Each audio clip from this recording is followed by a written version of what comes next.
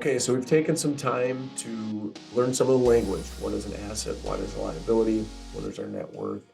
We've also kind of defined what wealth is for us, why it's important to us. So now we're going to talk about budgeting to save. Okay, so again, setting goals and looking into the future.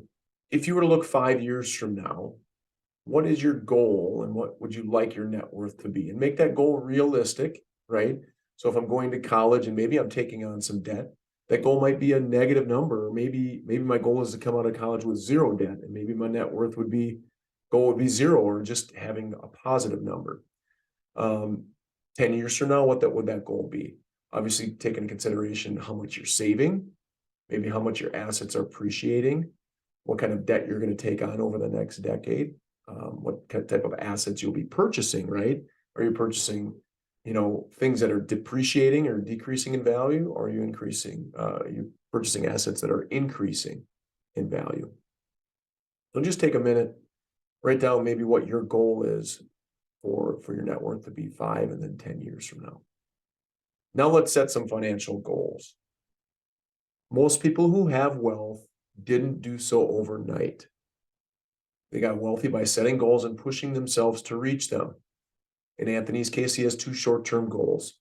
Save $3,000 a year for 3 years, so he has $9,000 for a down payment on a house, and to add $500 to his emergency fund in the next year. He also has two long-term goals. Save and invest enough to have $25,000 for his kids' education. That's a 15-year time horizon. And secondly, to have $5,000 a month to live on when he retires in 30 years.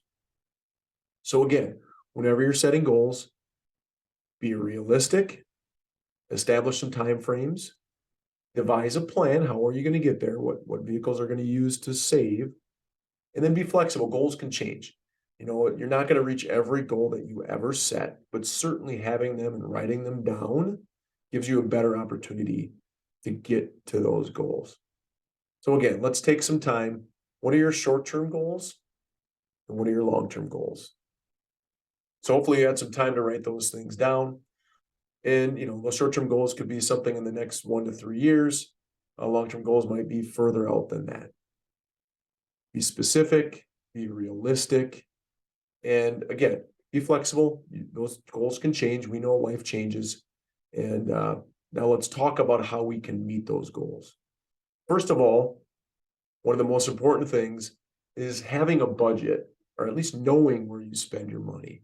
It's the folks that have no idea where they spend their money who typically have struggle to save towards those goals. When it comes to reaching your goals, are you doing or are you wishing? The difference is doers put action to their goals, and doers are much more likely to reach their goals and achieve their dreams.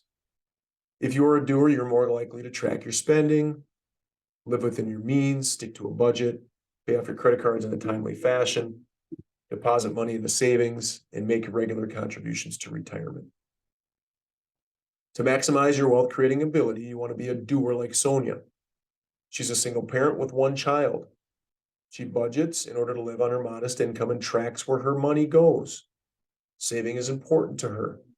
When her son was born, she started investing every month in a mutual fund for his college education. She's a homeowner, has good credit, and never loses sleep over paying her bills. She controls her future. Gabby, by contrast, does not put action to her dreams. She has a good job, makes good money, and lives pretty comfortably. But her bank statement tells a different story. She has no saving or investments, owns no property, has no plans for retirement. Plus, she has a lot of credit card debt, lives from paycheck to paycheck, and does not budget. You can choose to be like Gabby, or you can follow Sonia's road to wealth creation by learning to budget and save. Again, a budget allows you to understand where your money goes, to avoid overspending and living within your means, and to find money for saving and investing towards your goals rather than just blowing it on anything that pops up in the shop window. To develop a budget, you need to calculate your monthly income, track your daily expenses, and then determine how much you spend on your monthly bills. So how do I track my spending? There's a lot of different apps to do this. You can probably Google some, budgeting app and find that. There's also great workshops out there that you can search and use. I know the Financial Peace University with Dave Ramsey is a great way to learn how to budget and pay down debt.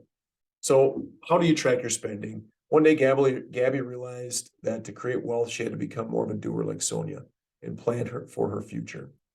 To start, she looked at her finances to see how much money she made and how she was spending it. She set a goal to save $125 a month to put toward her wealth creation goals. First, she calculated her income, then she added up her monthly bills. She also kept track of daily spending, whether by cash or debit card, check or credit card. Here's an example of that through her workbook. Now, again, there's a lot of great tools to help you do that. Credit card statements a lot of times categorize where you spend your money. Checkbook or checking accounts sometimes categorize where you spend your money. If you're having trouble with credit cards, maybe use a checkbook ledger to write down what you're putting on your card. Just keep it right with your credit card or keep it in your pocket or in your purse, okay? So those are ways that you can write down where you're spending money, especially if you're having trouble with big credit card bills at the end of the month that you're not able to pay off. So let's move on to Gabby's budget. You can kind of see where her expenses lie, her current take-home pay, any overtime she has, other sources of income. Then we have her expenses: rent, utilities, telephone, credit cards, groceries, clothing, daycare, car loans, going out to eat, entertainment, and miscellaneous stuff. So you can see her current expenses, she's a net zero. Her new budget, she is going to save on some cable TV and internet. She's going to save on her clothing expenditures, gasoline, maybe drive or carpool. Going out to eat, she's going to cut back on, and then miscellaneous expenses. So that allows her to free up about $125 a month to help towards her goals. Tips for saving: save every month.